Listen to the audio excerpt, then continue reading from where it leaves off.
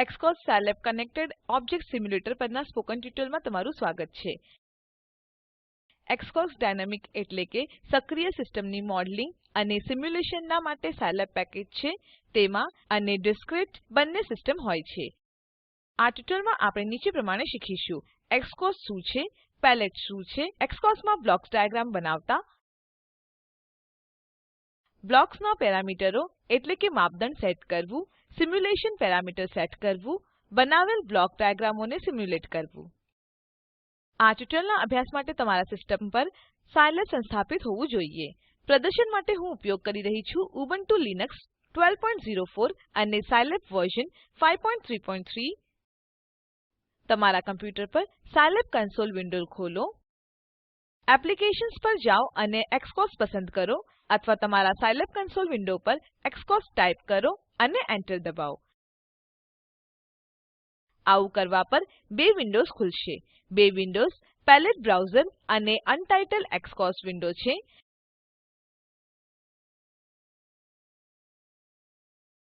Palette બ્રાઉઝરમાં તમને વિવિધ પ્રકારના કોમનલી યુઝ્ડ બ્લોક નો ઉપયોગ કરવો છે. કન્ટિન્યુઅસ ટાઇમ સિસ્ટમ બ્લોકમાં ડિસ્ક્રીટ ટાઇમ સિસ્ટમ બ્લોક્સ અને ઘણા અન્ય છે.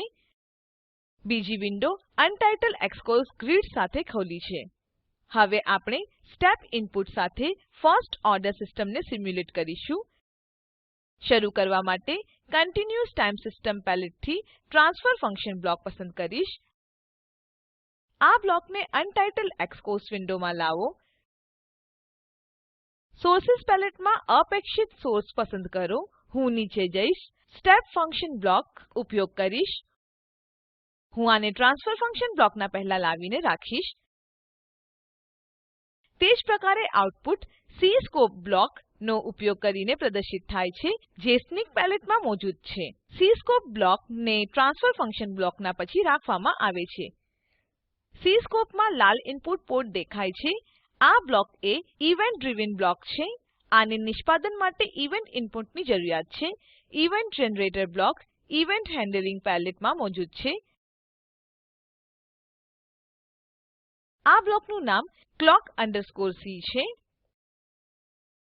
આ બ્લોકને cscope બ્લોકના ઉપર લાવીને મૂકો. અમે સિમ્યુલેશન કરવા માટે બધા જરૂરી બ્લોકોને સિમ્યુલેશન કરીશું. હવે બ્લોક્સને એક સાથે જોડીએ. સ્ટેપ ફંક્શન બ્લોક ના આઉટપુટ પોર્ટને પસંદ કરો અને તેને ટ્રાન્સફર ફંક્શન બ્લોકના ઇનપુટ પોર્ટથી જોડો. નોંધ લો કે પસંદિત ઇનપુટ પોર્ટ લીલા રંગમાં હાઈલાઈટ થાય છે. તે જ પ્રકાર પ્રદર્શિત ને બચેલ બ્લોક્સને જોડો. હવે આપણે દરેક બ્લોકના પેરામીટરને સુયોજિત કરીશું. પ્રથમ સ્ટેપ બ્લોક પર જાઓ અને તે પર ડબલ ક્લિક કરો. સ્ટેપ ટાઇમ ઇનિશિયલ વેલ્યુ અને ફાઇનલ વેલ્યુ દેખાડતાની સાથે એક પોપ-અપ વિન્ડો ખુલે છે. સ્ટેપ ટાઇમ તે સમય છે જે પર સ્ટેપ ચેન્જ થશે અને આને 1 રાખીશું, જે ડિફોલ્ટ વેલ્યુ છે. ઇનિશિયલ વેલ્યુ એ સ્ટેપ ફંક્શનની પ્રારંભિક આઉટપુટ વેલ્યુ છે. આપણે 0 રાખીશું, જે ડિફોલ્ટ વેલ્યુ છે. ફાઇનલ વેલ્યુ સ્ટેપ ટાઇમ જવાથી સ્ટેપ ફંક્શનનો આઉટપુટ છે. આપણે આને 2 કરીશું. ઓક પર ક્લિક કરો.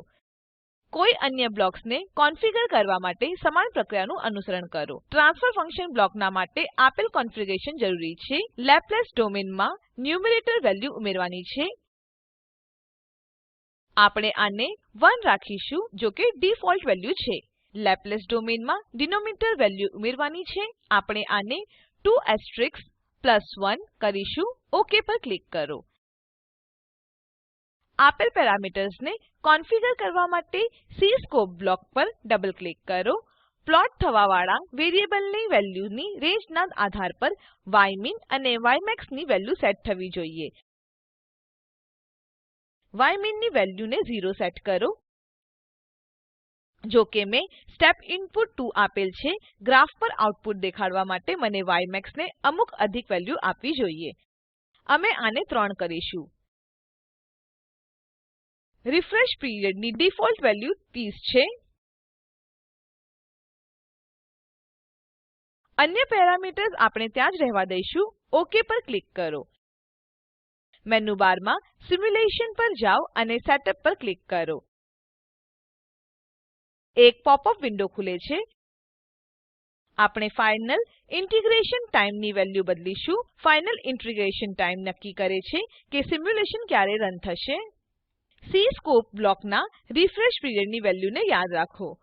હું ફાઇનલ ઇન્ટિગ્રેશન ટાઇમ ની વેલ્યુને cscope બ્લોકના રિફ્રેશ પીરિયડ ની વેલ્યુના સમાન રાખીશ. તો હું આને 30 કરીશ.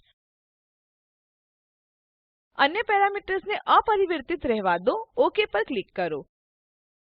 ઉપરયુક્ત ફાઈનલ નામ સાથે Ctrl S દબાવીને ફાઈલને સેવ કરો. હું આને firstorder.xcos થી સેવ કરીશ. સિમ્યુલેશન શરૂ કરવા માટે એક્સકોસ વિન્ડોના મેનુ બારમાં ઉપલબ્ધ સ્ટાર્ટ બટન પર ક્લિક કરો. ફર્સ્ટ ઓર્ડર ટ્રાન્સફર ફંક્શનનો સેટઅપ સ્ટેપ રિસ્પોન્સ દેખાડતા ગ્રાફિક વિન્ડો ખુલશે. આપણે આ પ્લોટને ઇમેજના ફાઇલ તરીકે સેવ કરી શકીએ છીએ. ગ્રાફને સેવ કરવા માટે ફાઇલ મેનુ પર જાઓ અને એક્સપોર્ટ ટીઓ વિકલ્પ પર ક્લિક કરો. હું આને firstorder.png નામ આપીશ અને ઓક પર ક્લિક કરીશ. અમુક પેરામીટર્સ છે જે આપણે ડિફોલ્ટ વેલ્યુ તરીકે સેવ કરવા માટે પસંદ કર્યું. આ બદલી શકાય છે. ઉદાહરણ તરીકે clock_c બ્લોકમાં તે પીરિયડ એટલે કે સેમ્પલિંગ પીરિયડ અને ઇનિશિયલ ટાઇમ સેટ કરી શકાય છે. cscope બ્લોકમાં output window number, position, size, buffer size, graph colour વગેરે પણ સેટ કરી શકાય છે.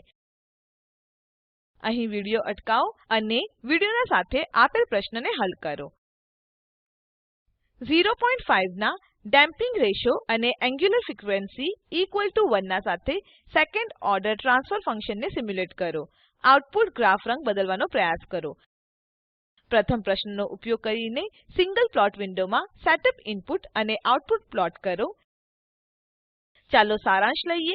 આ ટ્યુટોરીયલમાં આપણે શીખ્યા પેલેટ બ્રાઉઝરનો ઉપયોગ કરીને એક્સકોસ સિમ્યુલેશન ડાયાગ્રામ્સ બનાવતા, સિમ્યુલેશનની જરૂરિયાતના આધાર પર દરેક બ્લોક કોન્ફિગર કરતા, સિમ્યુલેશન પેરામીટર સેટ કરવું, આઉટપુટ પ્લોટ સેટ કરવું.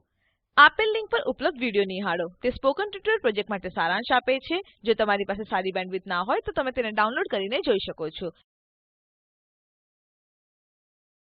Spoken tutorial project team spoken ટ્યુટોરીયલના ઉપયોગથી વર્કશોપનું આયોજન કરે છે. જેઓ ઓનલાઈન પરીક્ષા પાસ કરે છે તેઓને પ્રમાણપત્ર આપે છે. વધુ વિગતો માટે spoken-tutorial.org પર સંપર્ક કરો. Spoken tutorial project A talk to a teacher પ્રોજેક્ટનો એક ભાગ છે જેને આઈસીટી એમએચઆરડી ભારત સરકાર દ્વારા શિક્ષણ પર નેશનલ મિશન દ્વારા આધાર અપાયેલ છે. આ મિશન પર વધુ માહિતી આપેલ લિંક પર ઉપલબ્ધ છે. spoken-tutorial.org/nmeict-intro. આઈઆઈટી બોમ્બે તરફથી ભાષાંતર અને રેકોર્ડિંગ કરનાર હું જ્યોતિ સોલંકી વિદાય લઉં છું. જોડાવા બદ્દલ આભાર.